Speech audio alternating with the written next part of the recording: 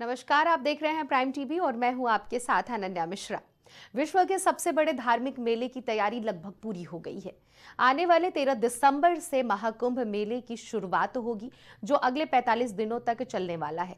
इस मेले में आने वाले श्रद्धालुओं को इस बार 52 फीट ऊंचा, 52 फुट लंबा और 52 फीट चौड़ा दुनिया का सबसे विशाल महामृत्युंजय यंत्र देखने को मिलेगा। इसकी स्थापना सिंध महामृत्युंजय संस्थान करवा रही है। यह यंत्र अपने आप में बहुत ही अलौकिक होगा। इसको लेकर स्वामी सहजानंद सरस्वती ने विस्तार से हमारी संवाददाता आरती तिवारी से खास बातचीत भी की है। इस वक्त बातचीत के लिए हमारे साथ स्वामी सहजानंद जुड़ चुके हैं। उनसे जानते हैं कि आखिरकार इस बार का महाकुंभ कितना भव्य और दिव्य रहने वाला है।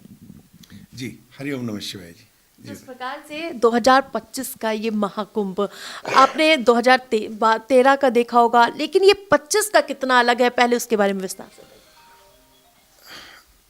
144 साल के बाद ये योग आ रहा है और पूर्ण Mahakumbh, that is the right word है। तो इस पूर्ण महाकुंभ में अलौकिकता, दिव्यता अभूतपूर्व है, सभी देख रहे हैं। इस कई कारण हैं, जिसमें से एक मुख्य कारण ये भी है कि पहले डिजिटलाइज युग नहीं था, सोशल मीडिया का युग नहीं था। तो उस समय भी बगैर चिट्ठी, बगैर पत्री के लाखों और करोड़ों की संख्या में लोग आते थे। तो इस बार तो सभी, हमारे भारत के प्रधानमंत्री जी भी एकता का कुंभ नाम दे रहे हैं, सांस्कृतिक कुंभ नाम दे रहे हैं। हमारी धरोहर को, एकता को, संगठन को इकट्ठे हों, जाने और हम इस विज्ञान को समझें। इतने बड़े भव्य आयोजन में सभी लगे हुए हैं। लाखों की संख्या में संत महात्मा आ रहे हैं, अलग अलग कंदराओं से निकल के आ रहे हैं, पूजनीय महामंडलेश्वर आ रहे हैं। तो ये भारत का और मैं कहूँगा उत्तर प्रदेश का और फिर प्रयागराज का ये भाग्य है कि इतनी दिव्य विभूतियाँ इस पूरे आयोजन में स्वयं आ रही हैं, सह शरीर आ रही हैं। अदृश्य शक्तियाँ भी, ब्रह्मांडीय तरंगों के द्वारा जो कम्बिनेशंस बन रहे हैं उसमें। जिस प्रकार से आपकी तरफ से महामृत्युंजय यंत्र का आयोजन किया जा रहा है, लेकिन मैंने बाहर देखा वो 52 फीट का क्यों है, इसके बारे में मैं जानना चाहती हूँ। प्रयागराज में महामृत्युंजय यंत्र को लगाया जा रहा है। जैसे ब्रह्मा जी ने सृष्टि की संरचना करके पहला यज्ञ प्रयागराज में किया, इसीलिए इसका स्थान प्रयागराज हुआ। तो उसी तरह से विश्व का सबसे बड़ा महामृत्युंजय यंत्र यहाँ पर स्थापित हो रहा है। 52 फीट बाय 52 फीट और 52 फीट ऊंचा। 52 ही हमारे भारत में सिद्ध शक्ति पॉइंट है। 52 ही अक्षरों का ये महामृत्युंजय मंत्र है और 52 ही तरह की पूरी विश्व में, आकाशीय ब्रह्मांड में ध्वनियाँ हैं, वाइब्रेशंस हैं। तो उसी के मद्देनज़र भारत को काल सर्प दोष से मुक्त करने के लिए और इस अलौकिकता को लोग महसूस कर पाएँ, ऊर्जा को समझ पाएँ, इस विशेष महामृत्युंजय यंत्र का यहाँ पर निर्माण चल रहा है, जिसमें ब्राह्मण प्रतिदिन पाठ कर रहे हैं, रुद्री से हवन हो रहे हैं, महामृत्युंजय का जाप चल रहा है। और जब ये बन के तैयार हो जाएगा तो इसके बाद ऑनलाइन जो देश विदेश में भी जो भगत हैं वो भी इसमें पूजा करते हैं, आएंगे और इससे लाभान्वित हो पाएंगे। इस प्रकार से अभी आपने बताया कि यहाँ पे पूरे देश नहीं, दुनिया को जोड़ने का प्रयास किया जाएगा, लेकिन सनातन धर्म जो कि अपने आप में बहुत ही परिभूत करता है और इसको लेकर कई तरह के विवाद इन दिनों देखने को मिल रहा है कि क्यों, अभी आपने जिक्र किया प्रधानमंत्री आएंगे, राष्ट्रपति आएंगे। जब योगी आदित्यनाथ, जब सूबे के मुख्यमंत्री वो न्योता देने जाते हैं, उस पर सियासत होती है, तो कहीं ना कहीं मन विचलित होता है। नहीं, आपका शुभ नाम क्या है? आरती जी। देखिए कितनी बड़ी, हम भी ने भी जब ये निर्माण कार्य शुरू किया था तो हम तो यहाँ आसपास के मंदिरों में भी देवता को आह्वान करने जाते हैं। तो ये एक बहुत अच्छा बात है कि सूबे के माननीय मुख्यमंत्री जी, जो स्वयं मुख्यमंत्री होते हुए अलग अलग जगह जाकर लोगों को निमंत्रण दे रहे हैं। तो इससे ज़्यादा लोगों का भाग्य क्या होगा कि वो इस स्टेट के राजा हैं, एक प्रकार से लोकतांत्रिक एक बहुत प्रतिष्ठित पद पर हैं। और आपको जान के हैरानी होगी कि वो खुद इस कुंभ में, पूर्ण कुंभ में इतनी बार आ चुके हैं सारी व्यवस्थाओं का जायजा लेने के लिए। तो उससे ये बात पता चलती है जैसे परिवार में होता है ना, वो कोई शादी समारोह हो तो पूछता है हलवाई आ गया नहीं आ गया, तूने वो जिम्मेवारी कर ली नहीं कर ली, खुद उसकी नींद उड़ जाती है। तो आप उस मुख्यमंत्री की स्थिति को समझ सकते हैं। बहुत बड़ी प्रभु की उन पे कृपा है, क्योंकि वो पूर्ण महाकुंभ के साक्षी बनने वाले हैं और मुख्यमंत्री पर रहते हुए मुझे लगता है उनका ये पहला पूर्ण महाकुंभ है। तो इसलिए कि कोई कमी ना रहे, कोई त्रुटि ना रहे, वो खुद आके जो कार्य, जिस कार्य की जिम्मेवारी उन्होंने सरकारी पदों पर बैठे हुए अधिकारियों को दी है, तो उनका तो काम खत्म हो जाता है। पर नहीं कि मेरे प्रांत में, मेरे शहर में विशिष्ट अतिथि आ रहे हैं, जनता आ रही है, श्रद्धालु आ रहे हैं, संत जन आ रहे हैं, उनको कोई तकलीफ ना हो। इससे ज़्यादा मैं कहता हूँ ये इस प्रांत का भाग्य है और इस राष्ट्र का भाग्य है कि उन्हें एक ऐसा प्रतिभावान संत मुख्यमंत्री प्राप्त हुआ। अभी आपने कहा कि संत मुख्यमंत्री प्राप्त हुआ है, तो क्या वो एक संत है? क्या इसलिए उन्हें इतनी उनके अंदर हो पा रही कि क्या व्यवस्था होनी चाहिए, क्या नहीं होनी चाहिए, वो इसलिए कनेक्ट ज़्यादा कर पा रहे हैं? ऐसा बिल्कुल नहीं है।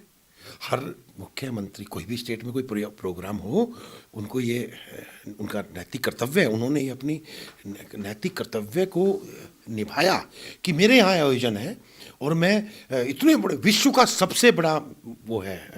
आरती जी, आप इसको यूँ समझिए, जो 40-50 करोड़ लोग इस पूरे आयोजन में आएंगे, 50 देशों की पॉपुलेशन बन जाती है यूरोपियन कंट्री की। एक छोटे से स्थान पर 40 करोड़ व्यक्ति लोगों का आना, तो मुख्यमंत्री खुद इस चीज़ को संभाल रहे हैं, अपनी कमान को हाथ में लिए हुए हैं, इन चीज़ों को जान रहे हैं। तो जो वो संत हैं इसलिए ऐसा कर रहे हैं। मुझे लगता है हर एक व्यक्तित्व को संत होना चाहिए, जिस गरिमा में पद पर जो भी बैठता है। संत ही है जो डिटैच रहता है। जिस तरह से सूर्य, आप सूर्य को देख के गाली बकें, आप सूर्य को देख के अर्घ दें, सूर्य आपके प्रकाश में कोई कमी नहीं रखता। वो व्यक्ति का अपना अपना वो दृष्टिकोण है और उसके खुद के कर्म हैं।